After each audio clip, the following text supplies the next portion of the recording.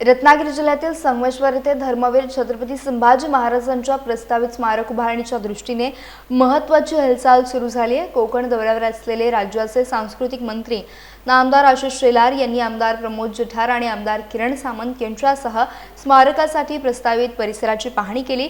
यावेळी सुमारे 4 एकर जागेवर उभारण्यात येणाऱ्या भव्य स्मारकाच्या कामांचा आढावा घेत शासकीय अधिकाऱ्यांनी कसबा ग्रामपंचायत येथे स्मारकाचे 3D सादरीकरण केले। तसेच संभाजी महाराजांना अटक करण्यात आलेल्या ऐतिहासिक वाड्याची, शास्त्री नदी परिसराची आणि भग्नावस्थेतील मंदिरांची देखील पाहणी करण्यात आली।